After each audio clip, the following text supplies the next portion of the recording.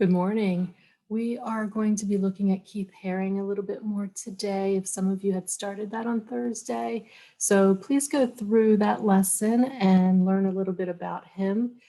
He was a very interesting and very influential artist, and although his work is considered to be very simple and based on symbols, his own symbols that he created, they are very iconic and definitely are used over and over again in many advertisements and various ways that they affect the public. So if you check out his work and see what his life was like and why he was an advocate for so many different things, I think you'll find that he's quite interesting and you'll understand a little bit more about his artwork. Then you're going to try to create your own Keith Haring style design using pencil and a Sharpie. And you can just use a piece of copy paper or white drawing paper in your sketchbook is fine. And you're drawing your own symbols, starting with a stick figure and then outlining around it so that you can create it to make it look more realistic. And we're going to add color to them by using complementary colors. So we'll go over that and see if you can remember what the complements are. First of all, I'm going to show you my example and some of the different things that we're going to be doing. So let's see.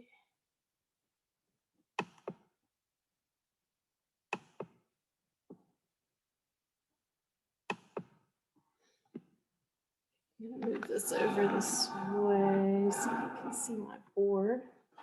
And I'm going to show you on the board how you can create some of these different images. So if you're using a pencil, you can erase. If you draw lightly, you won't have all of those different lines. So if I start out with a figure that is just a stick figure, think about some ways that your figure could be moving in action. You know, arms up, you could be running, you could be doing a handstand. We'll do a line for the body, and then think a little bit for the neck here, and then have one arm out, maybe one arm's up and one arm's down. So we need to have those elbows, make sure you have a spot where those elbows bend, and then you can just kind of put a oval on for the hands, come down the torso, and then what are the legs doing? So maybe one leg is bent. Remember, make sure there's a knee, and then the foot, and maybe the other leg is kicking up like this. Okay, and think about, you know, how would your foot bend? Would it be pointing up like that, or would it be bending down? So you can think about a couple of those little things, even though you are just doing a stick figure. Once you have that stick figure made, and since you're doing this inside of boxes, you're going to have your paper divided. You fold that and divide it into 4 sections. You want your stick figure to take up that whole section as much as possible. So think about how those arms, you know, would bend to fit that space. So this arm might go up ahead, up to the top, and then this knee's coming down, and this leg's going over. It fills up the space. Once you have that done, then you can go around this and outline it. Oops. That one shows up. We want to make a little margin around it to make it wider.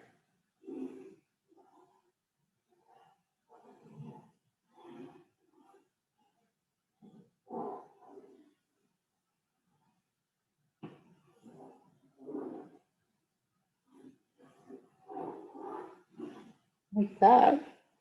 And then once you have that done, then you can go back in. If you drew lightly, you should be able to erase the stick figure.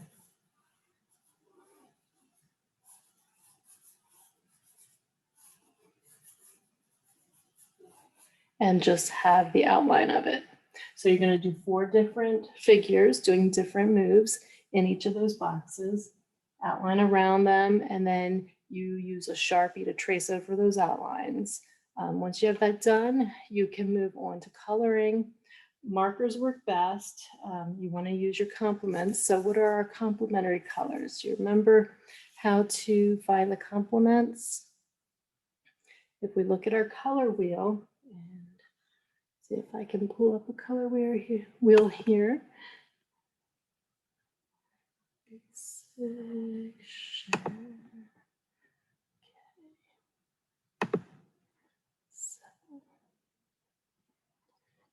When I go into Keith Haring's, just to kind of show you here, some of his images, see how the arms are bent, and these look like they're dancing and jumping, and they have some fun moves around them.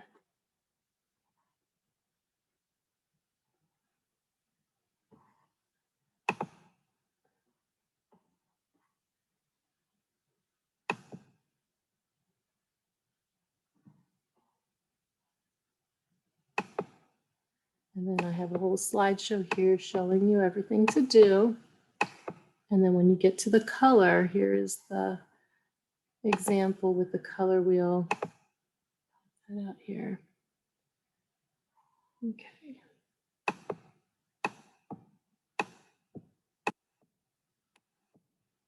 So complementary colors are colors that are opposite each other on the color wheel.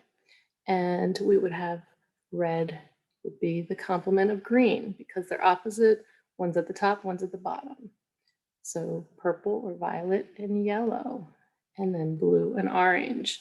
So if you have any shade of those, you can use them. So if you had like a red orange, and you may, if you think red orange, you might have a blue green. So like a turquoise would be really nice together.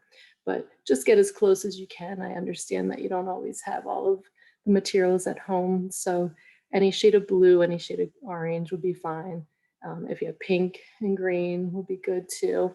Highlighters work great for this lesson as well because the highlighters are really nice and bright. So if you have some highlighters at home, maybe you have some complements in those. If you do not have markers, you can use crayons or color pencils or paint, whatever you have at home that you can use. Just make sure that one, you're using complements, and two, you are taking your time, pressing hard, get a nice bright color. That's the main thing with these. We want them to be nice and bright in the end. When we're coloring them, we're going to do the one complement combination at the top and diagonally at the bottom to match. And then we'll fill in the other complement colors at the opposite side on the top and at the bottom. So if you have any questions on that, let me know. I would be certainly happy to help you, and we'll see what you can come up with. Have fun with it.